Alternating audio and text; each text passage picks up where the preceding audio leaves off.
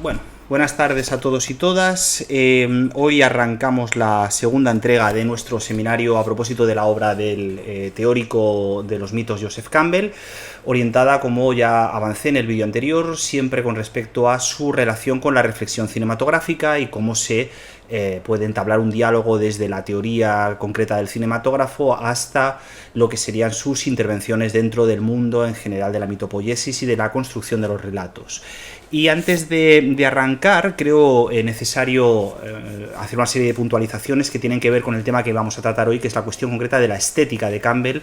y que, como ya apunté en uno de los vídeos anteriores, es un terreno farragoso y además es uno de los terrenos más complejos y menos logrados de la obra campbelliana. Ya avisé que esto iba a estar lejos de ser una geografía, sino que más bien de lo que se trata es de aprender a pensar con la mayor profundidad posible cuál es la aplicación concreta que nosotros como pensadores del análisis fílmico, del séptimo arte, podemos hacer de la obra campbelliana. Y antes de eso, pues creo conveniente hacer dos puntualizaciones que creo que van de la mano. La primera tiene que ver con una de las referencias que hice en el último vídeo, por el cual me han preguntado tanto por correo electrónico como por redes sociales, que citaba el trabajo de Nicholas Harnoncourt, que es este libro, La música como discurso sonoro, hacia una nueva comprensión de la música, que editó Acantilado en 2006, y ya apuntaba que era una de las teorías de la cultura que podría ser puesta en paralelo, y vamos a ver dónde están las divergencias con el pensamiento campbelliano, pero que podría ser interesante por lo menos para ver el punto de partida exacto del que surgen las dos voces, tanto por un lado la de Harnoncourt como por otro lado la de Campbell, porque creo que las semejanzas y las divergencias son francamente interesantes. En lo que toca a las semejanzas, lo que me gusta de poner a ambos pensadores en paralelo y lo que creo que nos puede llevar a pensar mejor qué es lo que está ocurriendo hoy en día con el séptimo arte es concretamente esa crítica que tiene que decir algo así como que vivimos en una especie de sociedad condenada a permanecer culturalmente en el pasado, es decir, que una serie de rasgos o que una gran parte de los rasgos que componen el ecosistema visual, el cine que consumimos, la música que escuchamos, en realidad son rasgos que han quedado de alguna manera colapsados en una especie de historia con mayúscula que nos impide pensar hacia adelante, ¿no? Y esto es algo que no está solamente en Harnoncourt o en Campbell, sino que está prácticamente en el corazón de la geontología contemporánea, las obras de Fischer y de muchos otros pensadores, que el propio Slavoj Žižek en algún momento,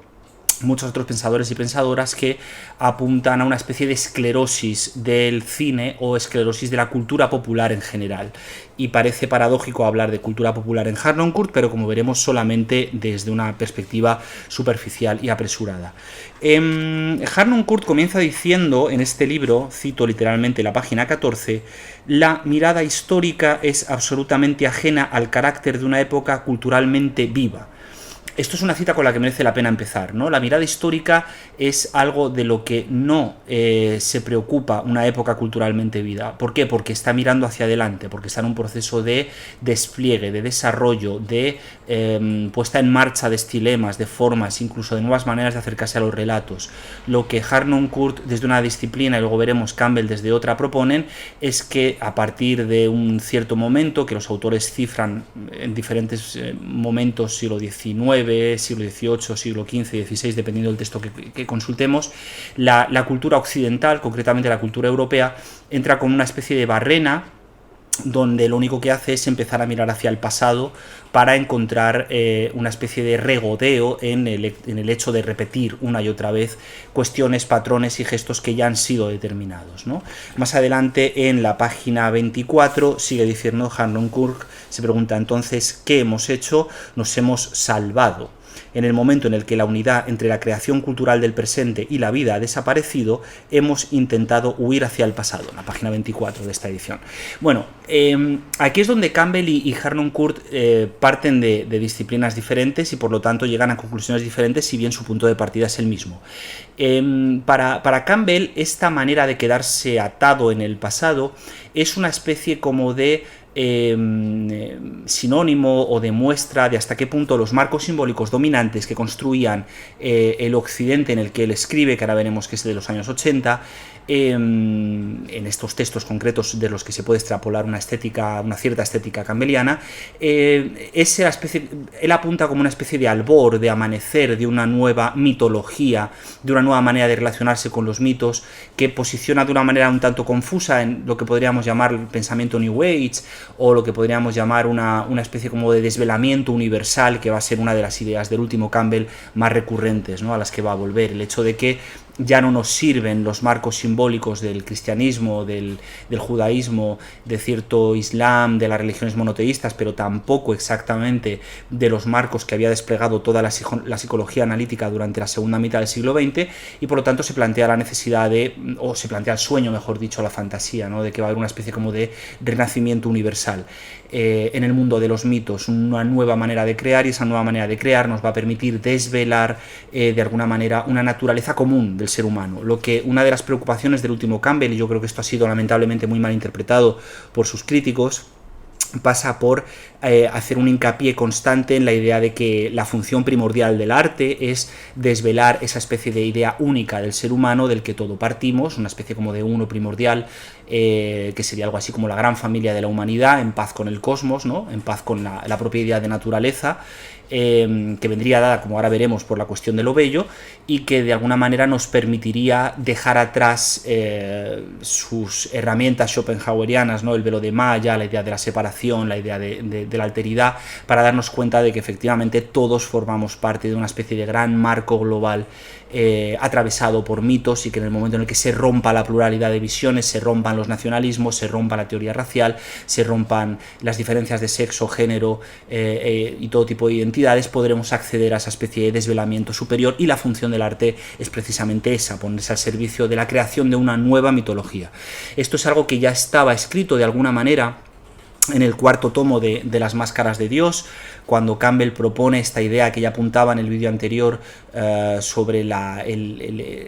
emborrascamiento o la falta de sentido de esa especie como de evolución histórica que él plantea de las mitologías, ¿no? Él plantea de que evolucionamos desde las mitologías primordiales, prehistóricas, hasta una especie de doble tronco, donde por un lado estarían las religiones orientales y por otro lado las religiones occidentales, unas basadas en la fusión del cosmos, de esto ya hablaremos en otro vídeo, y otras basadas en la diferenciación de lo que somos con respecto a la figura de Dios, que esto deja de funcionar, según Campbell, alrededor del siglo XV, XVI, alrededor de una cierta idea que viene dada por el amor cortés. También hablaremos de esta cuestión, y por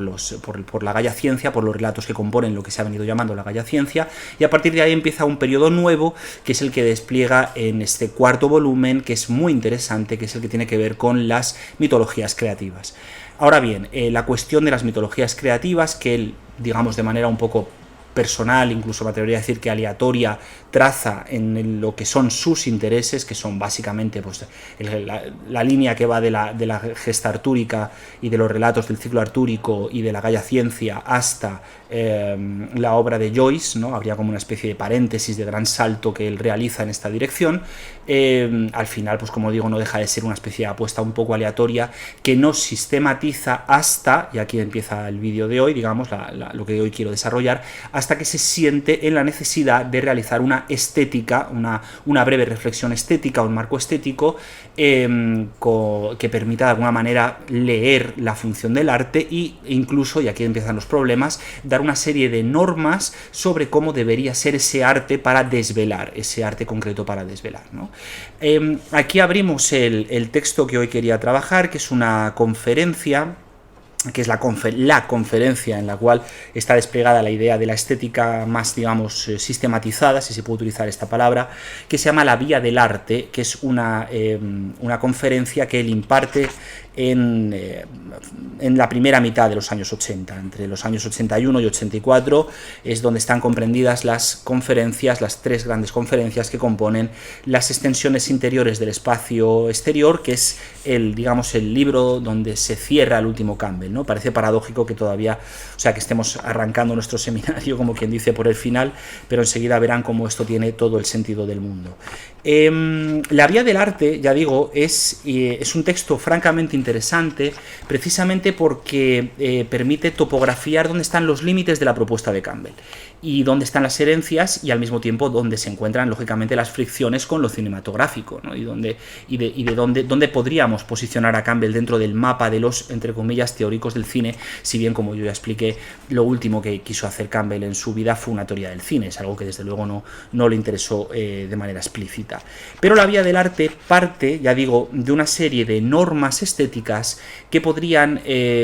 utilizarse para valorar las películas y para valorar la función que las películas juegan en su particular construcción de este desvelamiento artístico, ¿no? Y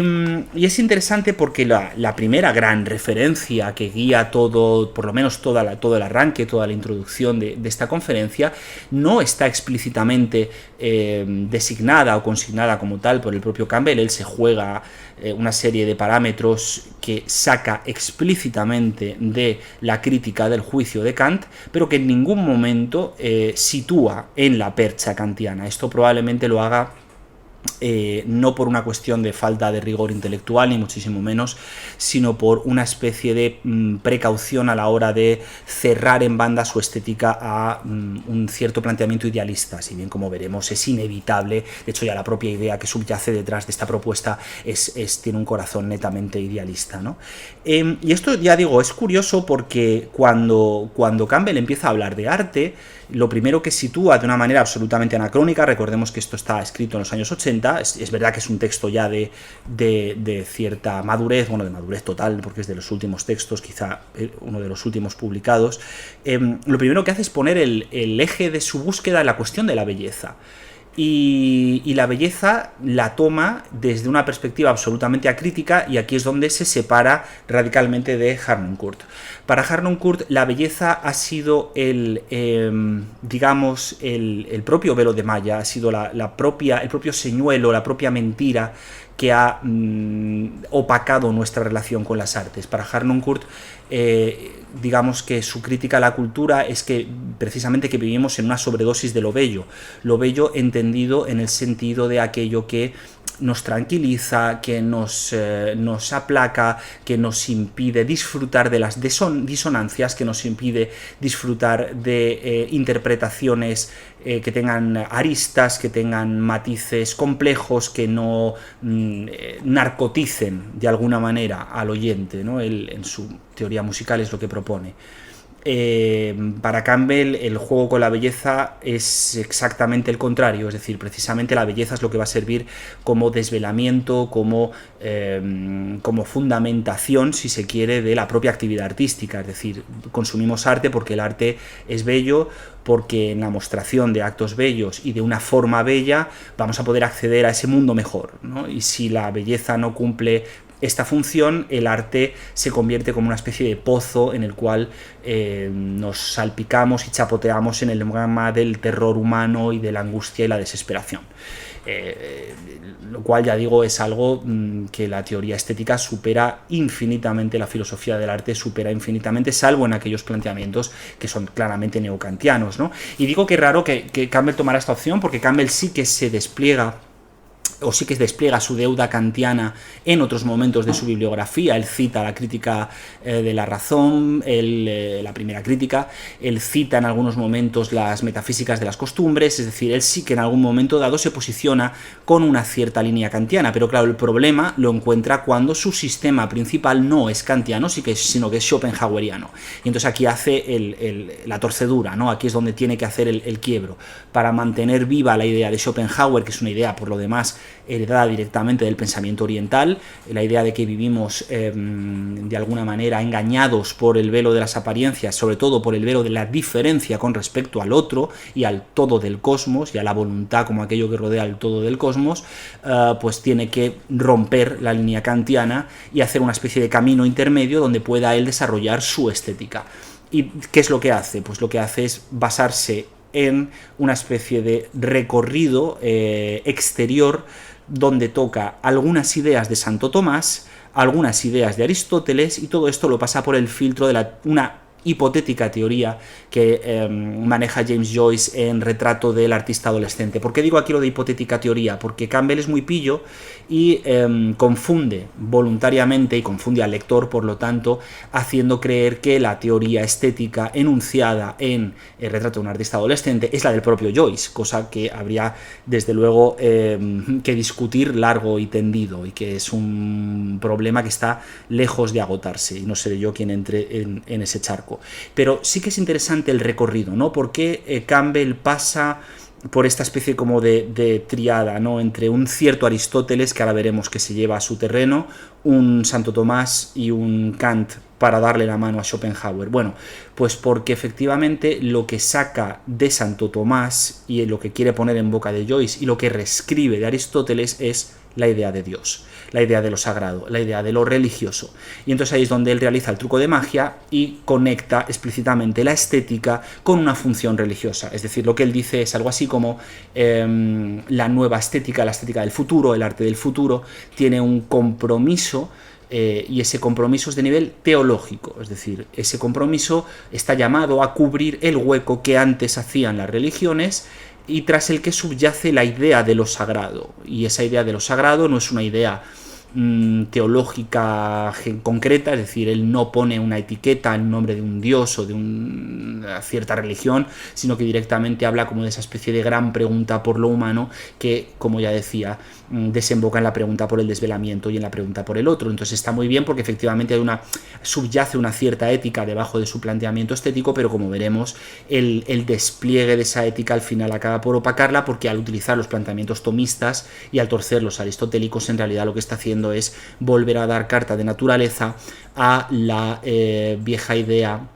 no tan vieja, pero bueno, vieja idea de que el arte sirve como instrumento para la manifestación de Dios. Y eso evidentemente en el caso del cine nos va a dar, como veremos a continuación, infinitos problemas.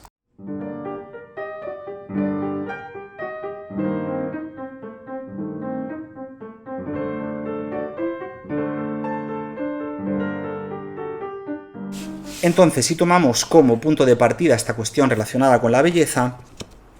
como desvelamiento de lo teológico, Campbell dice, página 155, la belleza es un valor, un bien, un fin en sí mismo. Evidentemente esto es Kant puro, o sea, esto es la lógica exacta de la definición de la belleza kantiana, y posteriormente sigue afirmando, podemos considerar la belleza pues como la intención propia y normal de la vía del arte, es decir, el objetivo del arte es desvelar la belleza del mundo. Claro, el problema evidente con el que se encuentra es qué pasa con ese arte, que yo creo que es extraordinariamente interesante, que es el que no nos lleva por la vía de la belleza, y de hecho incluso aquel que ataca directamente la cuestión de la belleza para desvelar aquellos aspectos del mundo que se nos aparecen como horripilantes o que demuestran de una manera más o menos explícita que el mundo es un sitio profundamente inhabitable, ¿no? Claro, aquí él realiza una serie de trucos de magia y habla como de, utiliza la cuestión del concepto de pornografía en Joyce, que es un arte que, ya digo, él lo pone en boca de Joyce, yo creo que habría que ponerlo en el contexto concreto de la novela en la cual él lo extrae, pero vamos a seguir su razonamiento. Él habla de diferentes tipos de arte impropio, que es el que despierta el deseo del objeto representado y el que suscita la aversión o el miedo al objeto. Es decir, aquí ya nos metemos en otro fregado de vamos, que tienen bastante complejidad,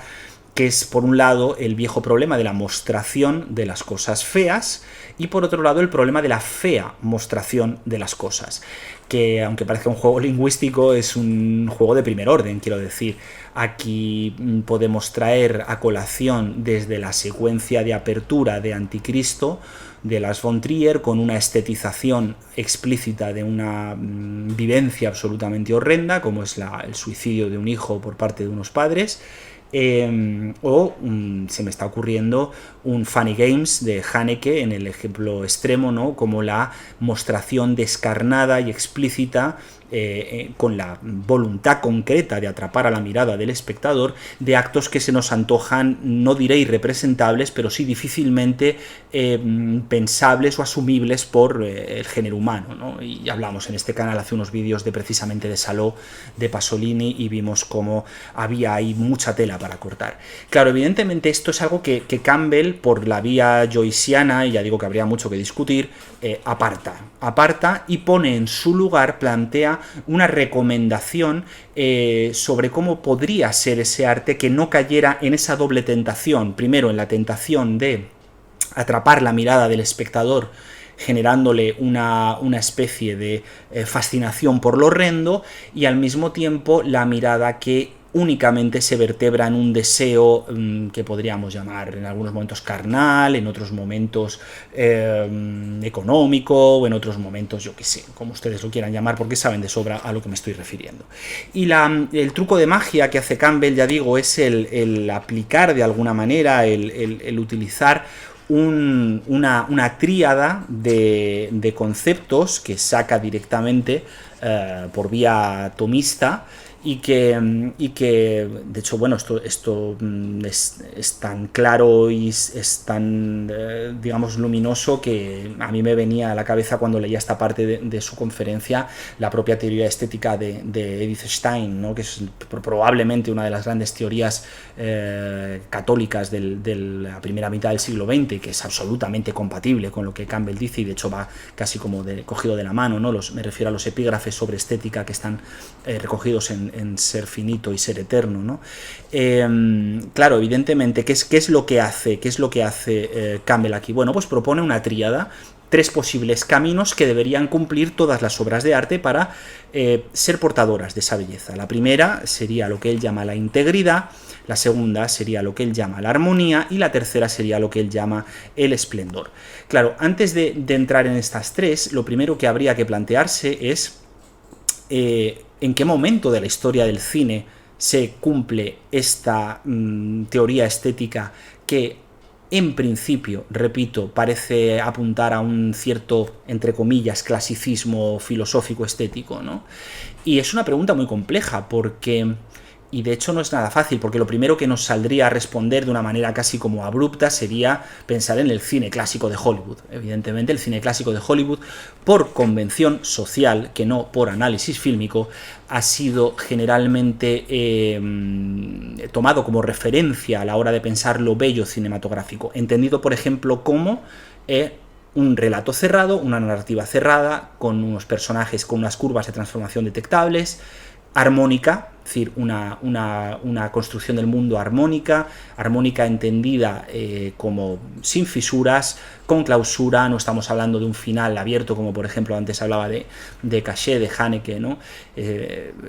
Estamos hablando de narrativas que aparentemente son autoconclusivas, autosuficientes, con diégesis cerradas, y donde no se perturba, aparentemente, remarco, donde no se perturba lo que podríamos llamar la paz del espectador. Es decir, en esta teoría, en esta manera de entender el clasicismo de manera rápida y un tanto simplona, se da por sentado que porque haya raccord, continuidad, cronología, etcétera, etcétera, en el cine norteamericano, comprendido sobre todo entre los años 30 y 40, se pueden extraer estos rasgos. Ya digo, aquí hay mucho que discutir sobre todo por una cuestión muy sencilla. El análisis fílmico de estas películas demuestra exactamente todo lo contrario. Es decir, no habrá un buen analista textual, y estoy mirando a Borwell a los ojos, que haga un análisis de estas películas sin toparse tarde o temprano con rudimentos, aristas y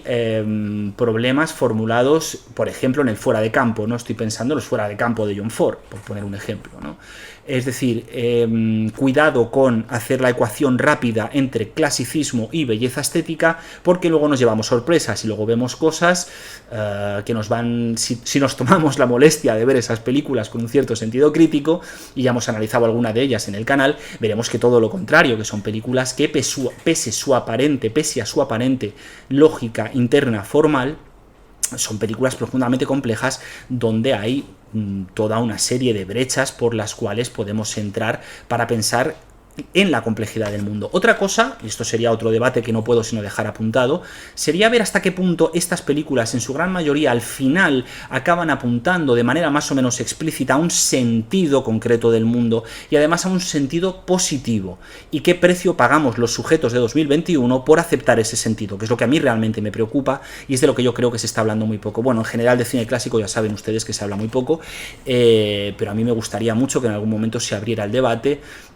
sobre hasta qué punto nosotros no hemos recibido una herencia discutible de algunos de los planteamientos de sentido que emergen del clasicismo hollywoodiense y sus continuas reapariciones. Cada cierto tiempo siempre hay un 1, 2, 3, 10 autores o títulos que de alguna u otra manera remiten, títulos mayoritariamente aceptados por el público, digo, que de alguna manera remiten a esta idea de clasicismo. Entonces decía, integridad, armonía y esplendor. Vamos a ver en qué consiste cada uno de estos tres campos y cómo se podrían aplicar al análisis concreto de películas, ¿no? En primer lugar tenemos la cuestión de la integridad. Y entonces en la integridad, Campbell plantea lo siguiente, ¿no? Dice que lo que él quiere es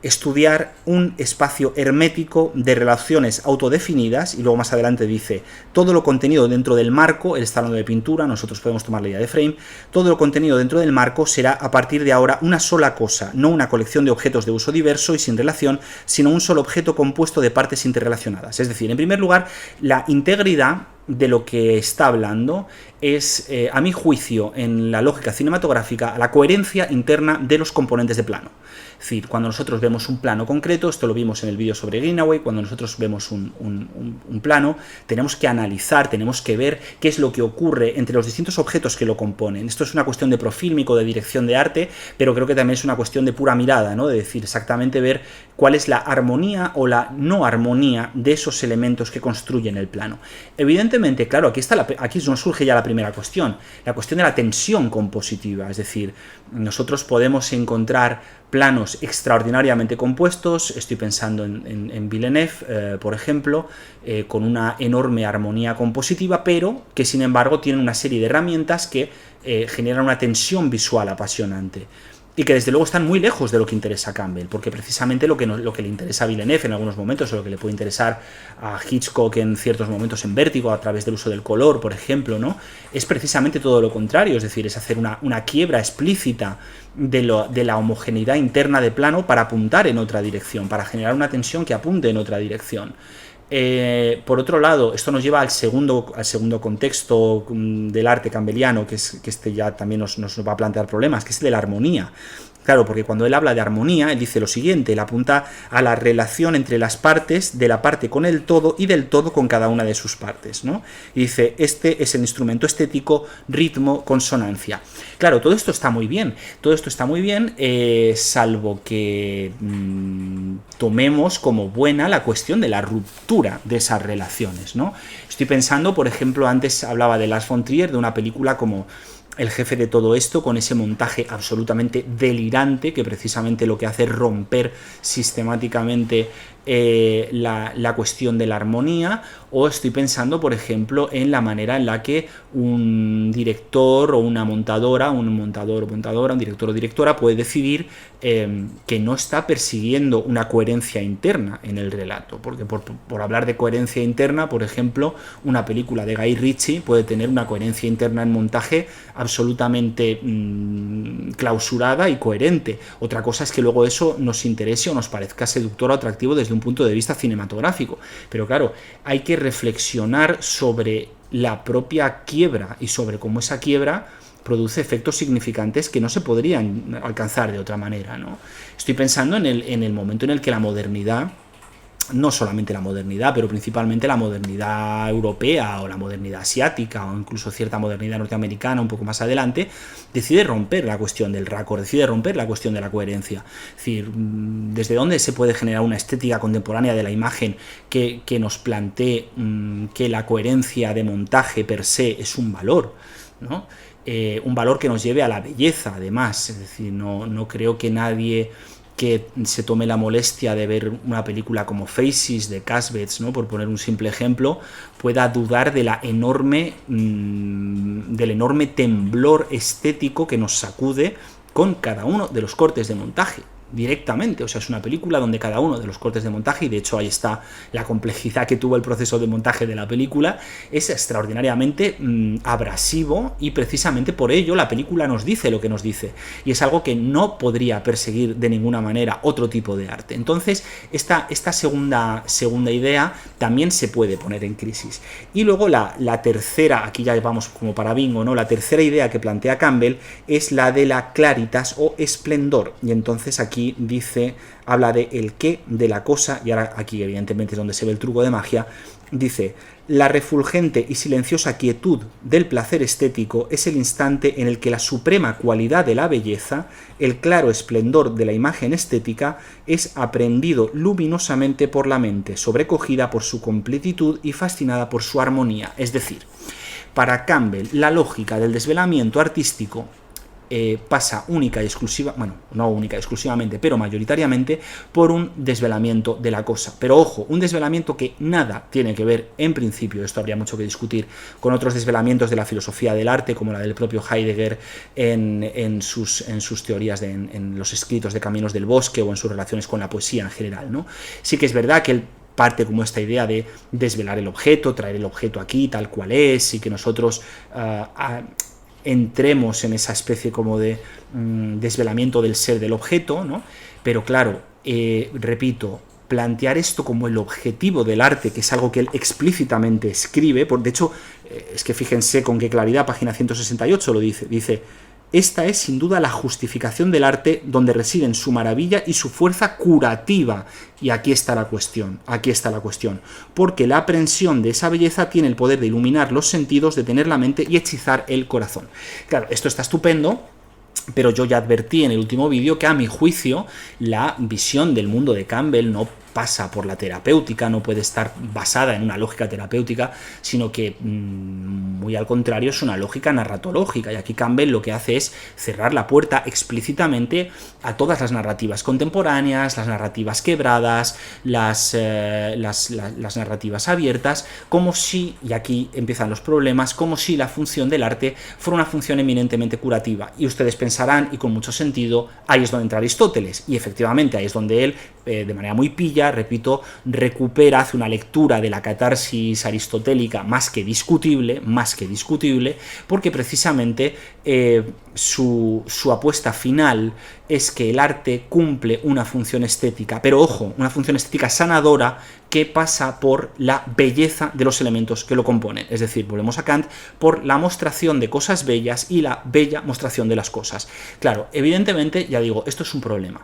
porque este planteamiento, que es sin duda optimista y bonito y que podría tranquilizar mucho nuestras conciencias, y que está siendo muy reivindicado por ciertas esferas conservadoras del análisis fílmico, y voy a dejarlo ahí para no entrar, por lo menos ahora, en según qué jardines,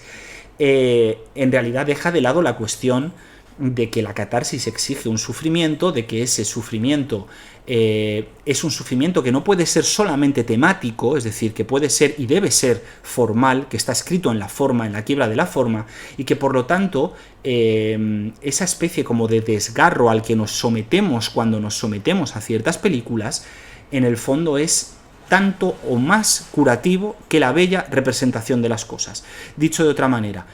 y esto es una opción personal, pero que defenderé con uñas y dientes, que el cine contemporáneo, si en algo supera al clasicismo, y esto sé que es muy polémico, es una idea muy polémica, si el cine contemporáneo en algo supera al clasicismo, es en que encuentra una manera de hablar de cuestiones que, pese a estar ya escritas en el cine clásico,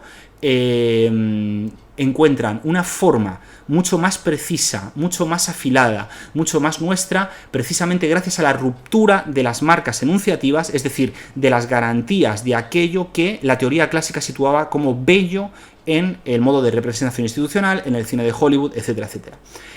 Dicho con más claridad, yo no negaré jamás que haya películas extraordinarias como Breve Encuentro o como Serenata Nostálgica, en las que se hable maravillosamente de, por ejemplo, pongamos por caso, el desamor o la crisis matrimonial o la crisis de pareja, etcétera, etcétera. Son películas extraordinarias, pero ojo,